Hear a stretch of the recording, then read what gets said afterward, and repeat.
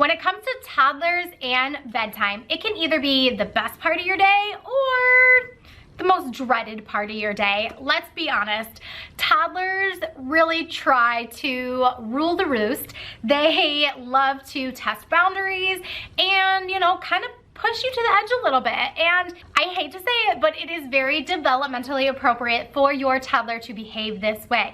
But there are some things that we can do at bedtime to encourage desired behavior. I don't want to say right or wrong because, stay tuned for this video and we are going to talk about the best time for bedtime for your toddler and the best bedtime routine.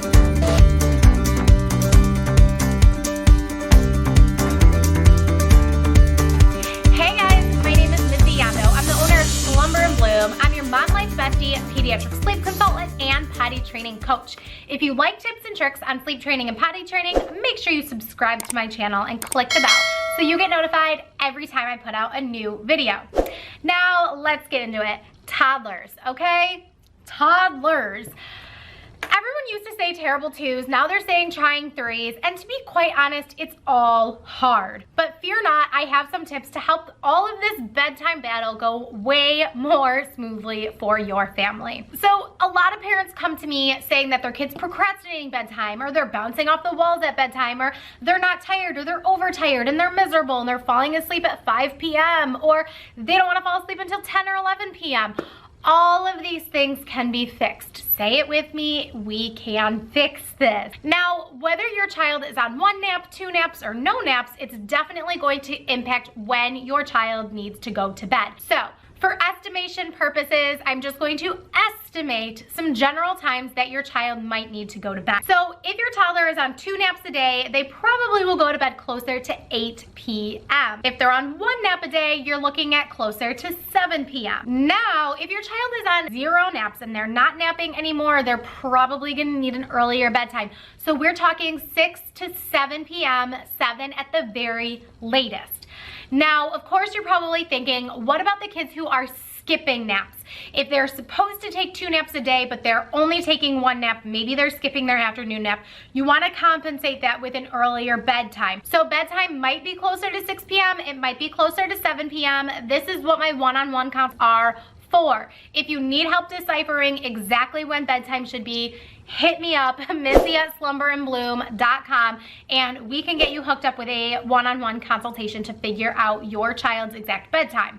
That's a story for another day. Let's talk about your child's bedtime routine. So toddlers are pretty dirty, right? They are always getting into things and they more than likely need a bath on a daily basis. So let's just start your bedtime routine with a bath, a nice, soothing, calming bath. A lot of parents will tell me, but Missy, my child is off the walls and they're super hyper and playful in the bathtub.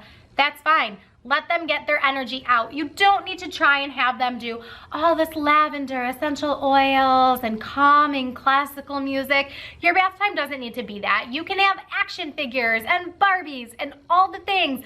Ocean creatures and the ABCs that stick to the walls. And I've seen some families use bathtub finger paints on the walls. Go for it. Let your toddler get their energy out. This is exactly what bath time is for your child, as well as getting. So make it an enjoyable bath. After bath is when you can pull out all the essential oils and your lotions and all the things to just start rubbing onto your child's body to start soothing them with your physical touch and getting them calm and ready to sleep. Now, something that I learned when I was in college is that when you are giving a massage to your child, you want to rub outward on their body because you are pushing the energy out of their body. Another thing that I love to incorporate into bedtime routines for toddlers is bedtime yoga. There's a really cute book out there. I'll put it right here. It is a bedtime yoga book for your toddler. You can probably get it as a book on CD or an audiobook or whatever you want to do. But doing some bedtime yoga to have your child get this movement out of their system and, just exert the last bit of energy that you can exert before bed is always a good idea. And if you're doing it with your child, it's another form of bonding with your child before bed. And now you're gonna get into story time. You can either let your child pick out 1 to 2 books. Do not ever exceed 2 books at bedtime because your child will say, one more book, one more book, one more book. No. No. We're not doing that. So you really just want to limit it to 1 or 2 books. You could also do a chapter book with your child if you have an older toddler who may have a little bit longer of a capacity to sit and listen to a story that may not have as involved pictures or any pictures at all.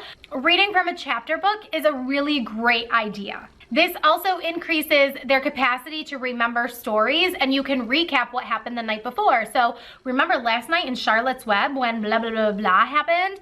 I remember that was a story that I loved as a little kid, so it just came to mind. But you can read any kinds of chapter books out there. There are also, after you've read, it is that time of night, it is time to cuddle. I highly recommend cuddling in the rocking chair and not in your child's bed, because you don't want your child getting used to you being in their bed with them, especially as they're falling asleep. You need to be able to put your child in their bed, walk out of their room, and have them fall asleep independently. So have your 5 to 10 minutes of cuddle time. You can sing, you can have very light conversation about their day, talk about things you did, things they loved, and just kind of have a little bit more of that bonding, quiet time together before they go to sleep. Then you're gonna put them in their bed, you're gonna close the door, and you're gonna leave, and they're gonna fall asleep calmly and easily on their own. As promised, I wanted to talk about the 3 things that you absolutely need for your toddler. Number 1, you need my bedtime routine cards. This is a non-negotiable. Your child needs a visual chart to know what comes next and in what order for bedtime every single day. I guarantee you bedtime will go 10 times smoother when you have these bedtime routine cards at your child's eye level in their bedroom. The next thing that you need is a tot clock. If you don't have one, get one.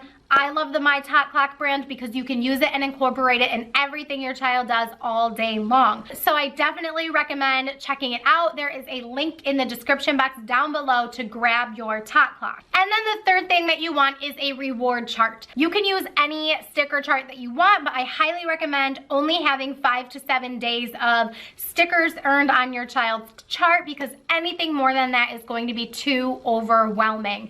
So make sure that it is not too much and also not too little. You don't want to give them a reward every single day just for going to bed, unless it's at the very, very beginning of your sleep training journey. Now, I hope that you guys learned a ton from this video. If you're not sure if your child needs sleep training, click the link down below and take my quiz. You will find out exactly what your child needs and how you can receive my support through the process. Next week, we're going to talk about potty training regressions. Make sure you're subscribed so that you are notified when that video comes out. Watch these videos while you're waiting for my next one, and keep blooming. Mwah!